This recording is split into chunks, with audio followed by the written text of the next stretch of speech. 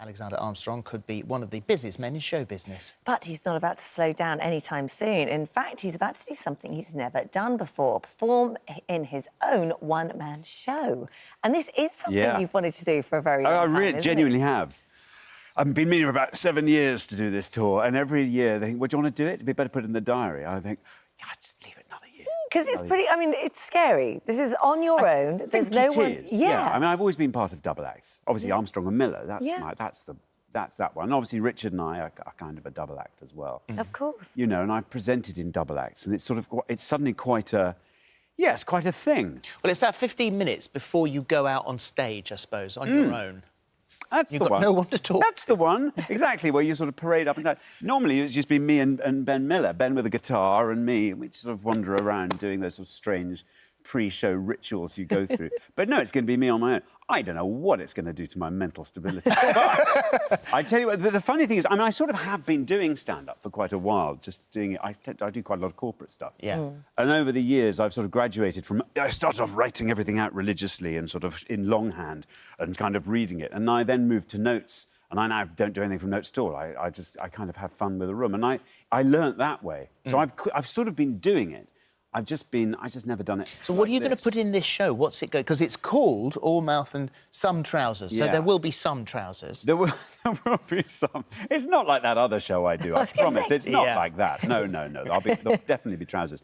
I guess in some ways it's a kind of midlife... Because I've sort of got to the middle of my life and I still don't really know what I do. I don't know what my job is. I've no idea. I suppose if we all sit down and analyse, you know, I know. probably think the same thing. You know, I've managed to make a living treading water, you know, it's fine for now, you know, but if the balloon suddenly went up, what actually of any use could I do to the world? Do you know what I mean? What? I can't... You could make us all laugh and entertain us in that moment. I guess. You could sing us into oblivion. Oh, yeah. You put that so nice. That's the name of the new album, surely. Into oblivion. You're coming? Yeah, that's the way. But so there's stories. I mean, this is stories from a sort of early career. They are. They're kind of stories from my early career and how I sort of ended up doing the thing I do, you know, and particularly, there's this weird... Over about 15 years, I was sort of captain voiceover. That was my thing. Before anyone knew who I was or what my voice sounded like, they'd heard my voice a million times. So that was... And I think that's a very funny world, just to open up to people and just explain how it all works. I mean, it's a weird setup, that. Well, it was your bread and butter, wasn't it? Oh, completely. Absolutely. Well, wandering into studios and just saying mad things. What's the maddest thing you've said? Oh, I did a campaign for a broadsheet newspaper where I had to run around with a megaphone. They didn't want to do it in a studio, which would have been the sensible and, by the way, the cheaper thing to do. Instead of which, they wanted a bit of verite. So they sent me out onto the streets with a megaphone. I had to wander around shouting, free thinkers welcome. I had to shout with this thing, free thinkers welcome. And then we had to go up to Hampstead Heath and I had to say, free thinkers welcome around there, just with this megaphone. I mean... It was mad, you know. And could you tell that we'd actually gone on the streets? No, you couldn't. We could have just done that in a booth. Do people now recognise your voice, then? Well, now they do. The trouble is, when you sort of step out and actually people get to know who you are, the voiceover world is dead to you, basically. From then on, if you're involved in something, it's an endorsement. But, you know, so you're not a voice for hire. The whole point is all about anonymity. So do you love the sort of variety of what you do then? Because, I mean, you sort of do a little bit of everything, really. I was just saying, I mean, from where I'm standing, my career looks like a straight line. I mean, it all makes sense. Everything is encompassed within this straight line. To anyone else's eyes, it's a blooming cat's cradle. It just goes boing, boing, boing, and, you know, I've got all kinds of different strands. But, yeah, I mean, I guess it probably, you know, breaks... Is there anyone that, sort of all the others that you think, oh, no, I do love the singing.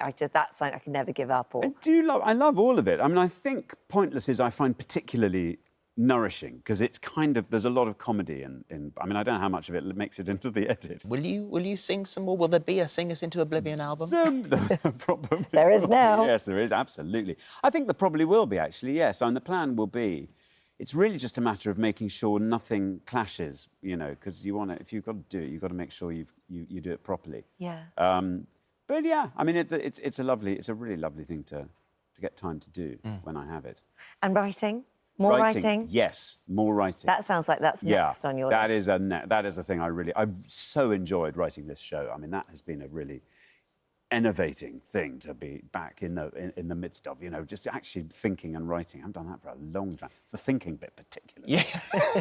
Do the llamas feature in your show? Do you know the llamas are no longer... I mean, they're in our lives. No longer what? They're with my sister now. Oh, OK. We moved into... We live in Oxford now. We couldn't have llamas in our... They're we left llamas. our farms. Darren, Delilah, Denzel and That's Dahlia. right, yeah. Well, 2 of them we gave to an agricultural college.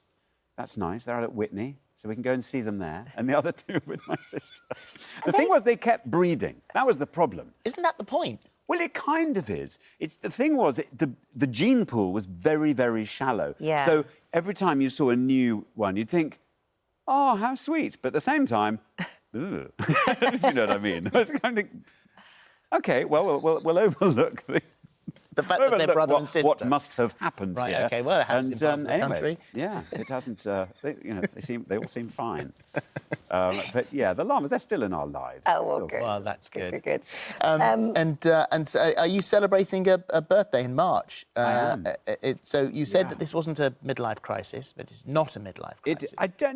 Not as yet. I don't know about the crisis, but it's definitely midlife. Yeah. But you said that you're exactly the same as me. So you celebrate that birthday, but you still feel 27. I still feel 27. I still think I'm 27. I mean, that delusion. I'm not in body. I'm not stupid, but in terms of brain, very, very undeveloped. I still haven't found a job. That's the point.